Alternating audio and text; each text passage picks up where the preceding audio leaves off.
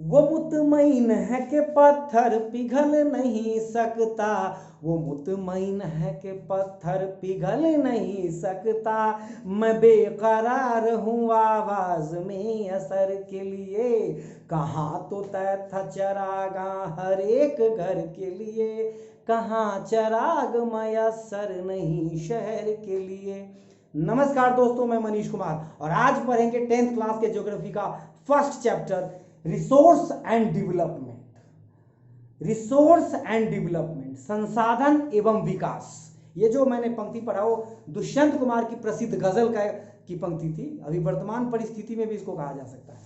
उसमें मुतमईन का मतलब होता है आश्वस्त, और भी जो शब्द है आप ढूंढिएगा उसको देखें। तो देखिए, ये रिसोर्स एंड डेवलपमेंट चैप्टर में मुख्य रूप से 6 चीजें हैं। थोड़ा सा लंबा चैप्टर है लेकिन मैं इसको एकदम आसान बना दूंगा। रिसोर्स एंड डेवलपमेंट चैप्टर बहुत, इसकी लैंग्वेज बहुत सरल है। कोई भी व्यक्ति, मतलब resource and development, source and energy chapter है 10th क्लास में साइंस का, उसमें भी आपको रिन्यूएबल, नॉन रिन्यूएबल, ये सब डेवलपमेंट, सस्टेनेबल डेवलपमेंट, इसके बाद सोलर एनर्जी, ये सब के बारे में बातें की गई है। इस चैप्टर में भी वही है। आपने सुनते आ रहे हो कि 6वीं 7वीं 8वीं 9वीं से। तो इस चैप्टर को बहुत आसान तरीके से समझा रहा हूं। और एक और बात बता दूं, मैंने इंग्लिश और हिंदी दोनों में नोट बनाए हैं शानदार, बहुत शानदार नोट है। बहुत मेहनत हुआ इसको बनाने में। इस नोट को आप पढ़ लेंगे। ये हिंदी का नोट है, देखिए 3 पेज में है मात्र, पूरे चैप्टर का समरी है। ये पहला पेज, दूसरा, तीसरा, मतलब 2 पन्ना, और ये मतलब टोटल चैप्टर है। टोटल चैप्टर एकदम A to Z है, ना कम ना ज्यादा, बैलेंस्ड। और इंग्लिश में भी बहुत शानदार नोट है। इंग्लिश में बहुत शानदार नोट है, ये भी कम और ना ज्यादा। नोट पढ़ लेते हैं तो आपको कुछ भी एक्स्ट्रा ज्यादा करने की जरूरत नहीं पड़ेगी। लेकिन फिर भी कुछ बच्चे कहते हैं कि सर मुझे एनसीईआरटी के क्वेश्चन आंसर का सॉल्यूशन चाहिए, वो भी मैं उपलब्ध करा रहा हूँ। ये पहला यूट्यूब चैनल होगा, और मैंने सारी यूट्यूब छान मारा, कहीं पे भी इंग्लिश और हिंदी में नोट्स, एमसीक्यू के क्वेश्चंस, एक्स्ट्रा क्वेश्चंस, और प्रीवियस ईयर के कुछ क्वेश्चंस जो एग्जाम में पूछे गए हैं वो सबका पीडीएफ नहीं उपलब्ध होगा। मेरे डिस्क्रिप्शन में आपको ये सारी चीजें उपलब्ध होगी। लैंग्वेज बैरियर नहीं करेगा, क्योंकि इंग्लिश हिंदी दोनों में डाल रहा हूं। तो आप और इस वीडियो को देखोगे तो 99% 100% क्लियर हो जाएगा। और इस तरह से ये बहुत आसान चैप्टर है जिसको आप आसानी से समझ सकते हो, पढ़ सकते हो, एग्जाम में नंबर बटोर सकते हो। तो पहला जो है इस रिसोर्स वाले चैप्टर में है क्या, संसाधन में विकास में कौन सी 6 बातें हैं। पहला कि संसाधन क्या है, दूसरा कि इसके क्लासिफिकेशन, मतलब वर्गीकरण, ठीक है, क्लासिफिकेशन। तीसरी बात सस्टेनेबल डेवलपमेंट, मतलब सतत फोकसीय विकास। चौथी बात प्लानिंग, मतलब रिसोर्स को खर्च कैसे करें। पांचवा मतलब लैंड डिग्रेडेशन, भूमि का अवनवीकरण, मतलब बेकार भूमि कैसे हमारा खराब हो रहा है, सब कुछ तो ये। और छठा काइंड्स ऑफ सॉइल, मतलब मिट्टी के प्रकार, वो काली मृदा, जलोढ़, ये सब सारे सॉइल, ब्लैक सॉइल, ये सब। तो ये चीजें 6 चीजें पढ़ लेते हो, थोड़ा सा एनसीईआरटी को पलट के देख लेना। In this way this chapter will be completed. चलिए शुरू करते हैं। रिसोर्स मतलब संसाधन क्या है, व्हाट इज रिसोर्स। तो सीधी बात है, एकदम सीधी बात, नो बकवास। सीधी बात में क्या बातें करनी है। रिसोर्स, जो भी आप अपने आसपास चीजें देख रहे हो, क्या देख रहे हो, तो जी टेबल देख रहा हूं मैं, चेयर देख रहा हूं, पेन देख रहा हूं, पेंसिल देख रहा हूं, शर्ट देख रहा हूं, घड़ी देख रहा हूं, साइकिल देख रहा हूं, रेडियो देख रहा हूं। जितनी भी चीजें हैं वो सब रिसोर्स, संसाधन, मतलब वे चीजें जो हमारे विकास में सहायक होते हैं या हमारे कामों को आसान बनाते हैं, उसको हम संसाधन कहते हैं। इंग्लिश में कहेंगे कि everything available in our environment which can be used, everything available in our environment which can be used to satisfy our needs, our needs is called resource। मतलब वे सभी चीजें जो हमारे काम में, जो हमारी जरूरतों को पूरा करता हो, उसको संसाधन कहेंगे। उदाहरण के लिए मिनरल्स, फॉरेस्ट, बुक, पेन, ये जितनी भी चीजें, हाउस, ये सब क्या सर, टीचर, स्टूडेंट्स, ये भी ह्यूमन रिसोर्स में आता है। ये सारी चीजें क्लियर हो गया होगा डेफिनेशन। अब आते हैं इसके kinds of classification of resource में, मतलब संसाधनों का वर्गीकरण, कई है कि इंग्लिश में बताते हिंदी में बता, मैं दोनों में बता रहा हूँ। हिंदी मीडियम के बच्चे ध्यान से सुनो, और इंग्लिश मीडियम के बच्चों से भी ये विशेष रूप से आग्रह है कि आप इंडिया में रह रहे हो तो उसके शब्दों को हिंदी में जानना जरूरी है, तभी तो उसको प्रैक्टिकली यूज कर पाओगे।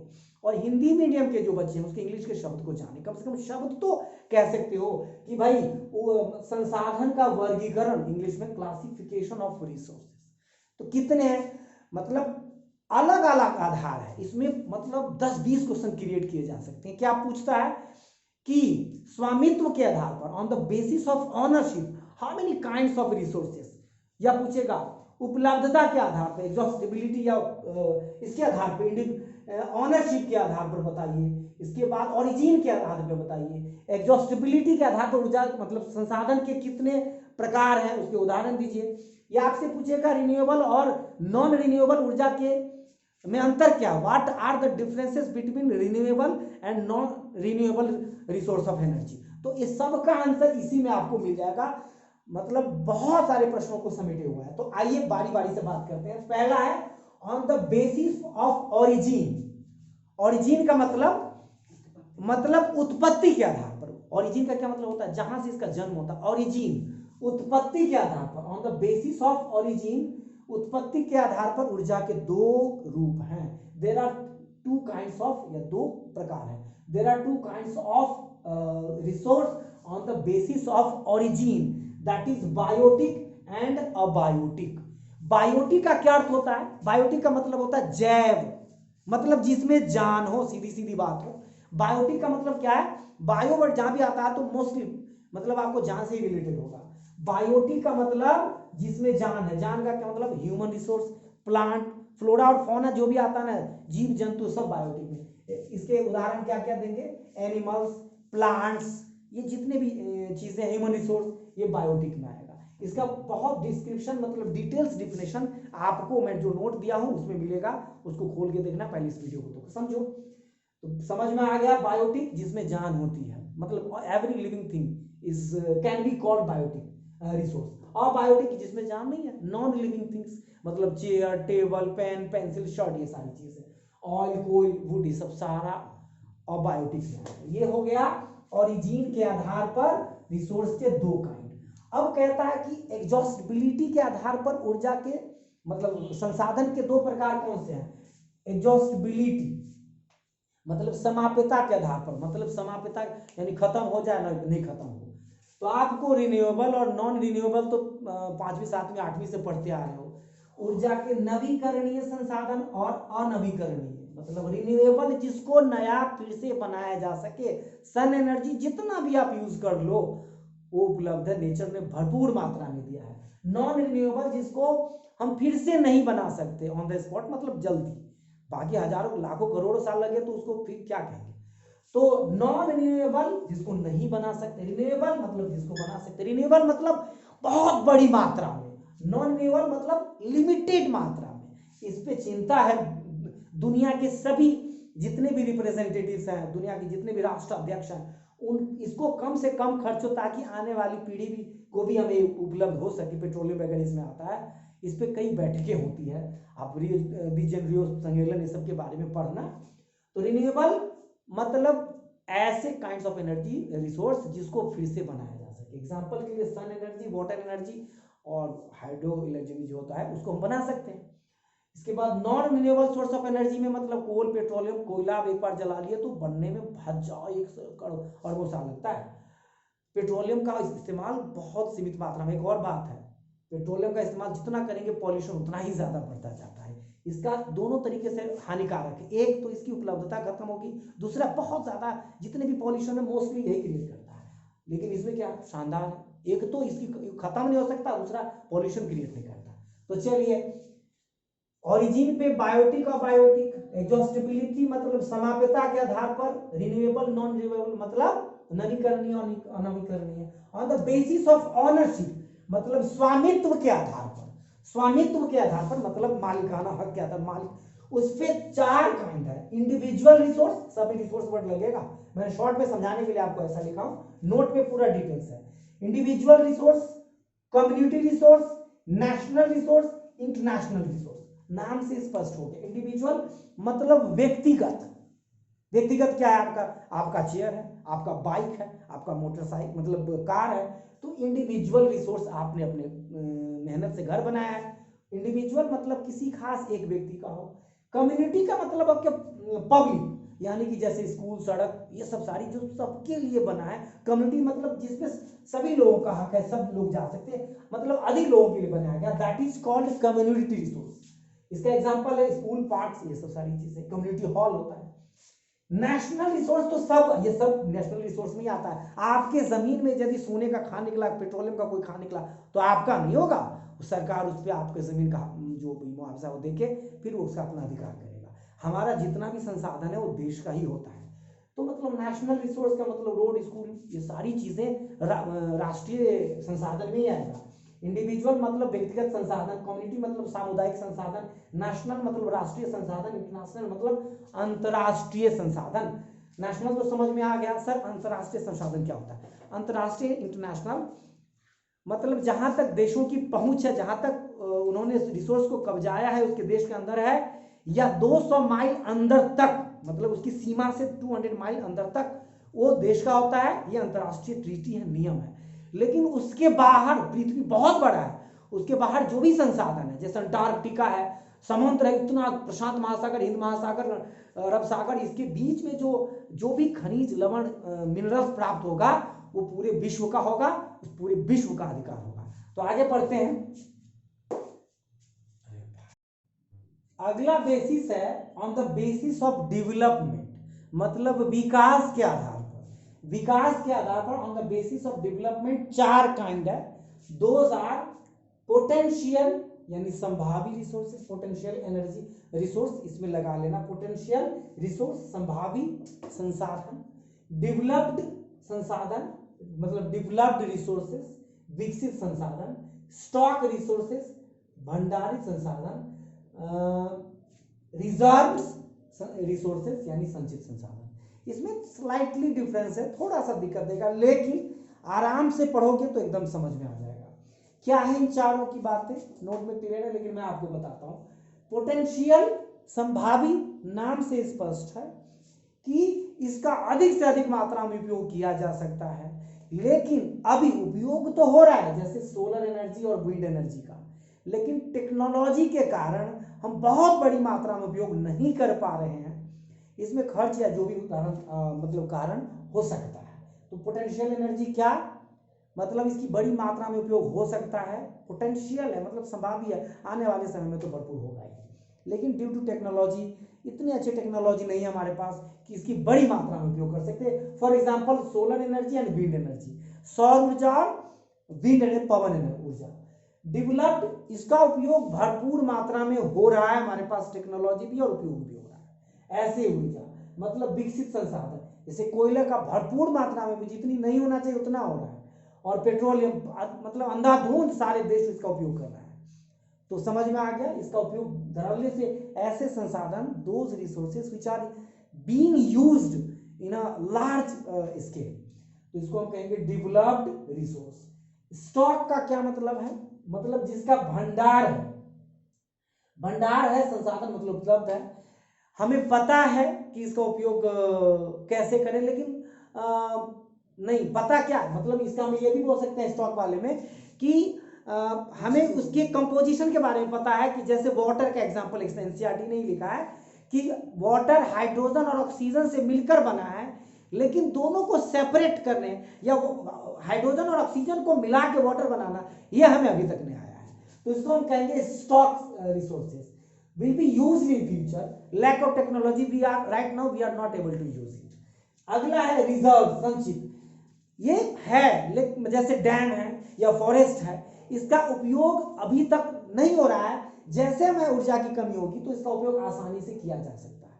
तो आप इसको देखोगे नोट्स में या मैंने बताया या एनसीईआरटी पढ़ोगे तो आपको स्पष्ट हो जाएगा। उदाहरण याद रखना और चारों का काइंड याद रखना। आपसे ये भी पूछ सकता है कि tell me the types of resources on the basis of development, तो आप बोलोगे potential resources, developed resources, stock resources and reserves resources, इसके उदाहरण। अगला है सस्टेनेबल डेवलपमेंट, सतत पोषीय विकास, सबसे जरूरी इस चैप्टर में अभी वर्तमान परिस्थिति में इसी पे बात हो रही है। सतत पोषीय विकास मतलब सस्टेनेबल डेवलपमेंट का अर्थ होता है ऐसा विकास जो हमारे एनवायरनमेंट को गंदा ना करे, हमारा जो ग्लोबल प्रॉब्लम क्रिएट हो रहा है डेवलपमेंट के कारण वो नहीं हो, देश का विकास भी हो और क्षति भी नहीं हो हमारे एनवायरनमेंट का। जैसे जंगल को काट के कोई फैक्ट्री लगा रहे हैं तो ये सस्टेनेबल डेवलपमेंट नहीं है, लेकिन आपकी मजबूरी हो तो आप पुराने पेड़ों को काट कर या ऐसे किसी डेजर्ट में या ऐसे किसी वीरान जगह में फैक्ट्री लगाकर आप इसका उपयोग कर सकते हो। कम से कम धुआं यानी कि इसके जो पॉल्यूशन क्रिएट करे, हमारी मिट्टी को दूषित ना करे, मिट्टी को पॉइजनस ना करे, इसको कहते हैं सस्टेनेबल डेवलपमेंट। दो तरीके से लोग पैसे कमाता है, एक तो अपने शरीर और स्वास्थ्य को बचाकर और एक होता है शरीर और स्वास्थ्य को दांव पर लगाकर। तो शरीर और स्वास्थ्य खराब हो गया और आपने पैसा कमाया तो इसको डेवलपमेंट के संदर्भ में सस्टेनेबल डेवलपमेंट नहीं कहेंगे। आपने शरीर अपने चरित्र को बचाकर पैसा कमाया, इसको कहेंगे हम सस्टेनेबल डेवलपमेंट। तो आप इसको कंट्री के कॉन्टेक्स्ट में समझ सकते हो, मतलब जिससे एनवायरनमेंट को क्षति नहीं पहुंचे और मिट्टी तो दूषित ना हो, वायु दूषित ना हो और विकास हो, इसको हम कहेंगे सस्टेनेबल डेवलपमेंट, सतत पोषीय विकास, सब कुछ बचाते हुए। पुराने जमाने में ऐसा ख्याल नहीं रखा गया जिसके कारण अभी प्रॉब्लम क्रिएट हो रहा है। अंधाधुंध जंगल काटना, मिट्टी को प्रदूषित करना, नदियों को दूषित करना, that was not the sustainable development. चलिए आगे बढ़ते हैं। प्लानिंग और कंजर्वेशन ऑफ रिसोर्सेस, मतलब ऊर्जा यानी कि संसाधन को प्लानिंग के तहत क्यों इसका उपयोग किया जाए या इसका संरक्षण क्यों किया जाए, यह प्रश्न पूछता है। आपसे पॉइंट्स पूछेगा, why resources should be used as a planning, मतलब प्लानिंग के तहत, इसके नियोजन के तहत कैसे करें, या कंजर्वेशन, इसके संरक्षण की क्यों आवश्यकता है। तो मैंने मिक्स करके लिखा, आप इसको पॉइंट वाइज लिख सकते हो।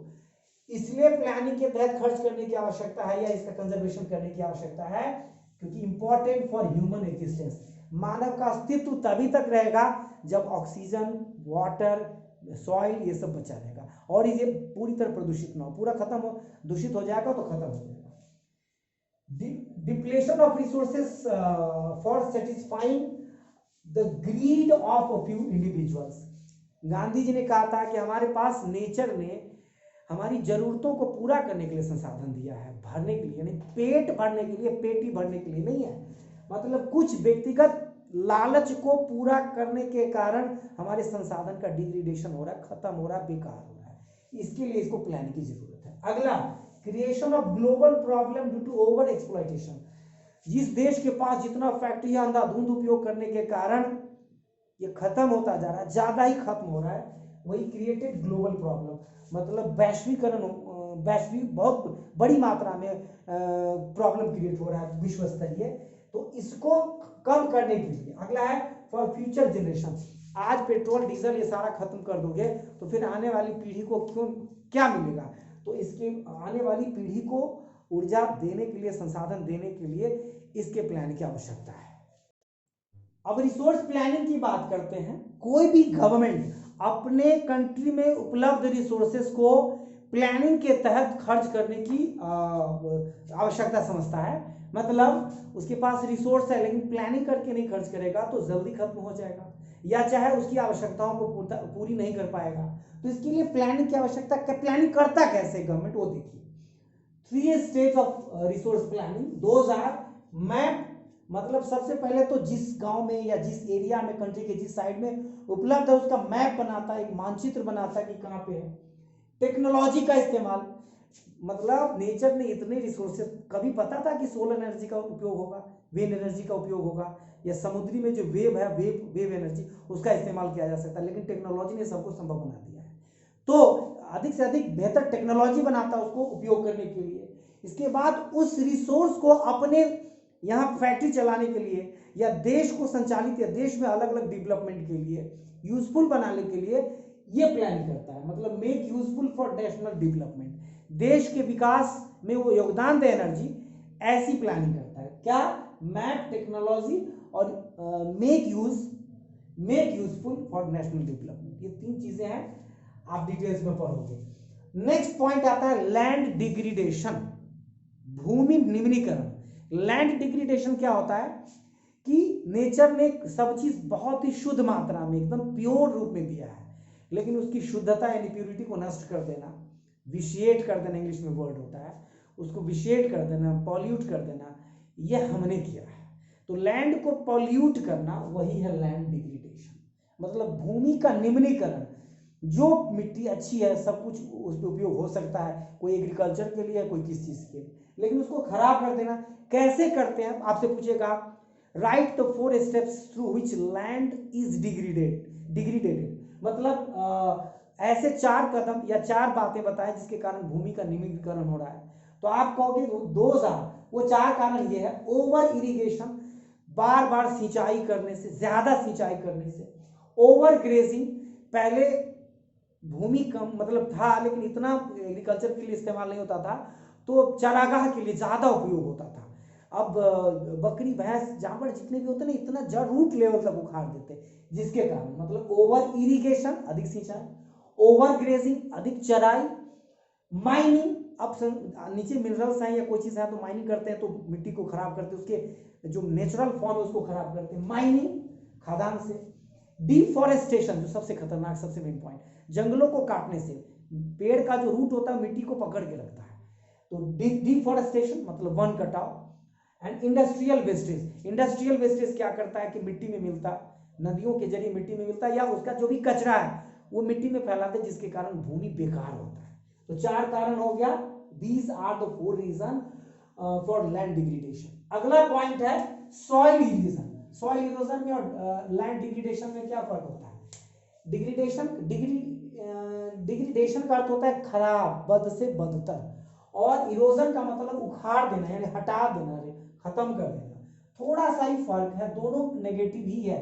सॉइल इरोजन का मतलब है मिट्टी का, उसकी ऊपरी परत का हट जाना। कैसे हटता है? बाढ़ आती है उसके कारण, अधिक चढ़ाने लगेंगे जानवरों को तो उसके घास के जो पौधे हटा देते तो मिट्टी खुला हो जाता, हट जाता। विंड से, हवा के कारण खेत की जुताई कर देते और खुला छोड़ देते तो उससे हटता है। डिफॉरेस्टेशन से, जंगलों की कटाई कर दो, रूट जो पकड़े हुआ है उसके, नदियां अपने साथ स्ट्रीम के साथ।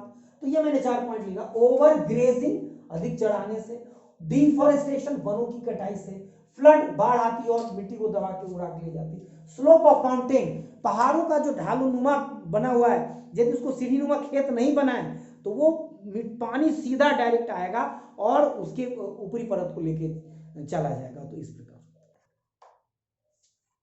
तो इस प्रकार भारत में जो मिट्टी के प्रकार हैं, मतलब द काइंड्स ऑफ सॉइल, वो मुख्य रूप से 6 प्रकार के हैं। क्लासिफिकेशन ऑफ सॉइल, मिट्टी से ही तो सारे, मतलब मुझे लगता है कि संसाधनों में, मतलब रिसोर्सेज में one of the most important है। इसी के कारण तो हमारा जितने भी पैदावार क्रॉप्स वगैरह होता है, मतलब फसलें जो भी उगाते हैं, तो ये सारे इसी से है। तो 6 प्रकार के मुख्य रूप से मिट्टी है जो आपकी एनसीईआरटी ने क्लासिफाइड किया है। इससे अलग अलग तरह के प्रश्न आए दिनों पूछता रहता है साल में कि जलोढ़ मृदा की 2 फसलों का नाम बताएं, मतलब right the crop 2 crops of the alluvial soil, या कहेगा काली मृदा किस फसल के लिए उपयोगी है, for which crops the black soil is famous. तो ये इस तरह के प्रश्न पूछेंगे। तो मैं 6 का काइंड बताता हूं, बाकी डिटेल्स में मैंने नोट्स में बहुत शानदार तरीके से लिखा है, लेकिन यहां पे बताता हूं आपको क्या क्या है कि एलुवियल सॉइल मतलब जलोढ़ मृदा भारत में सबसे अधिक यानी सबसे लंबे क्षेत्रों में फैला हुआ यह मृदा है, मतलब सबसे ज्यादा लैंड है इसकी। यह नॉर्थ इंडिया के जो मैदानी प्लेन इलाका है, गंगा यमुना का तट, यानी कि पंजाब, उत्तर प्रदेश, हरियाणा, ये वाला जगह इसका पूरे भारत में सबसे अधिक उपजाऊ है। ये सबसे अधिक पॉपुलेशन है इस इलाके में, अधिक मिट्टी उपजाऊ होने के कारण नदियों का जाल है, जिसके कारण इसमें 2 तरह की मिट्टियां, मतलब जलोढ़ मृदा की भी 2 कैटेगरी है, खादर और बांगर। जलोढ़ मृदा 2 तरह के on the basis of age 2 kind है, खादर और बांगर। एलुवियल सॉइल के 2 काइंड, खादर नई जलोढ़ को कहते हैं, नई वाली को, और बांगर पुरानी वाली को। सीधा नई वाली कहेगा जलोढ़ मृदा, यानी कि what kind, right the kinds of alluvial soil, कहेंगे there are 2 kinds of alluvial soil, khadar and bangar. The new one is called khadar and the old one is called bangar. समझ में आ गई बात? ये सारी जलोढ़ मृदा के बारे में आपको बताया कि उत्तरी भारत के मैदान में पाए जाते हैं, 2 प्रकार के होते हैं। ये गंगा यमुना ब्रह्मपुत्र महानदी कृष्णा नदी के पूरा तटीय भागों में होता है। इसमें कौन से मेन एलिमेंट कौन कौन से होते हैं, तो पोटास, फॉस्फेरिक एसिड और लाइमस्टोन मतलब चूना के कण होते हैं, जिसके कारण क्रॉप के लिए फास्फोरस और पोटाश बहुत ज्यादा एलिमेंट उपयोगी है। इसमें कौन कौन से फसल होते हैं जो नॉर्थर्न मैदान में होते हैं, गन्ना शुगर के, गेहूं मतलब व्हीट, राइस, ये सब फसल के लिए फेमस है। उत्तर प्रदेश, पंजाब, हरियाणा ये जगह है इसका। अगला है ब्लैक सॉइल। सीधी बात रखना, महाराष्ट्र मध्य प्रदेश का कुछ हिस्सा है। ब्लैक यानी काली कपासी मृदा, ब्लैक सॉइल कपास यानी कॉटन के लिए फेमस है। समझ पा रहे हैं बात, कॉटन कपास के लिए फेमस। मुझे पूछा गया था इंटरव्यू में जब मैं सेलेक्ट होके आपके मतलब टीचर बना कि बताओ कि कॉटन बेल्ट कौन सा है, तो उस समय डिस्कशन हुआ था। तो काली कपासी मृदा कॉटन के लिए फेमस है। महाराष्ट्र का कुछ हिस्सा है और सौराष्ट्र, मध्य प्रदेश, महाराष्ट्र, छत्तीसगढ़ का कुछ इलाका है। इसको रेगर भी कहते हैं। इस पूछता है रेगर किस मृदा को कहा जाता है, तो ब्लैक सॉइल को। इसमें कैल्शियम, पोटेशियम और मैग्नीशियम पाया जाता है। आपके नोट से पढ़ रहा हूं, ये नोट अपलोड करूंगा, डिस्क्रिप्शन में मिलेगा। ज्यादा दिक्कत हो तो आप कमेंट करना, मैं आपको सेंड कर दूंगा। इसके बाद है कपास के लिए फेमस है। मतलब 3-4 बातें याद हो गई। ब्लैक सॉइल महाराष्ट्र, मध्य प्रदेश, इसके लिए जगहों पे पाया जाता है। कौन सी फसल, कॉटन। इसको कौन सा दूसरा नाम है, रेगर। ये सारी बातें। चलिए आगे पढ़ते हैं। लाल, रेड एंड येलो सॉइल, लाल एवं पीली मृदा, रेड एवं येलो सॉइल। इसमें क्या होता है, लोहे की स्थिति होती है, मतलब आयरन होता है इसमें, और आयरन होता है और मतलब ज्यादा पानी जमने के कारण ये पीला भी हो जाता है, येलो हो जाता है, ठीक है। और यह उड़ीसा, छत्तीसगढ़, गंगा के मैदानों में पाया जाता है। जहां जो क्षेत्र कम वर्षा वाला है वहां पे रेड एंड येलो सॉइल होता है, ध्यान रहेगा। तो वहां पे और ज्यादा वर्षा और ज्यादा टेम्परेचर जहां हो, लेटेराइट सॉइल वहां पे होता है। कम वर्षा वाले क्षेत्र में रेड एंड येलो सॉइल, और ज्यादा रेन और अधिक टेम्परेचर जहां पे हो, लेटेराइट सॉइल। तो जिसके कारण उसमें जो बैक्टीरिया है, 1 ग्राम मिट्टी के कण में हजारों लाखों बैक्टीरिया होता है, जो उसको पोषक तत्व मतलब बनाता है। लेकिन ज्यादा टेम्परेचर और अधिक वर्षा के कारण उसके जो बैक्टीरिया वो मर जाते हैं। तो high temperature and heavy rainfall, भारी इसे हो जाता है। ह्यूमस न के बराबर, ह्यूमस जो मिट्टी है उसके अपर लेयर को कहते हैं, तो नहीं के बराबर होता है इस मृदा में। ये केरल, कर्नाटक और तमिलनाडु में पाए जाते हैं। और इस मृदा को खाद से भरपूर प्रयोग के लिए बनाया है। मतलब ज्यादा मेन्योर फर्टिलाइजर का इस्तेमाल होगा तभी हम लेटेराइट सॉइल का इस्तेमाल क्रॉप्स के लिए कर सकते हैं। आगे है एरिड सॉइल, मरुस्थलीय मृदा। आपको पता है भारत में मरुस्थल राजस्थान और गुजरात का कुछ हिस्सा है, जिसको थार मरुस्थल कहते हैं। वर्षा कम होती है, नमी नहीं के बराबर होती। इसके बाद इसमें कटीले और वन पाए जाते हैं। 9th क्लास में आपने पढ़ा होगा। मतलब जो नुकीले इनके पत्ते होते हैं, ये सारी बातें हैं। मतलब इस सॉइल में अधिक टेम्परेचर होता है, वेपराइजेशन फास्ट होता है, इसमें लवण की मात्रा मतलब सॉल्टी होता है, और बहुत ज़्यादा इसके उपचार मतलब करेंगे, खेती के लिए लायक बनाना पड़ता है, तब जाकर इसमें होता है। ये राजस्थान और गुजरात का कुछ हिस्सा है। Last but not the list, ये फॉरेस्ट सॉइल मतलब पहाड़ी मिट्टी, यानी जिसको हम फॉरेस्ट सॉइल मतलब वनीय मृदा कहते हैं। वन मृदा का क्या मतलब होता है, ये पहाड़ों पे पाए जाते हैं। इसकी क्या खासियत होती है, मतलब ढाल नुमा, और ढलानों के कारण इसको टेरेस्ट्रियल बनाया जाना पड़ता है, मतलब सीढ़ीनुमा खेती, तब इस पर खेती होती है। निचले हिस्सों में काफी उपजाऊ होती है, चाय की खेती के लिए फेमस है। असम और जम्मू कश्मीर का कुछ हिस्सा है इसमें। इस तरीके से चैप्टर आपको खत्म हो गया, और इसको वीडियो को बार बार देखोगे तो आपको चैप्टर समझ में आ गया। Thank you very much.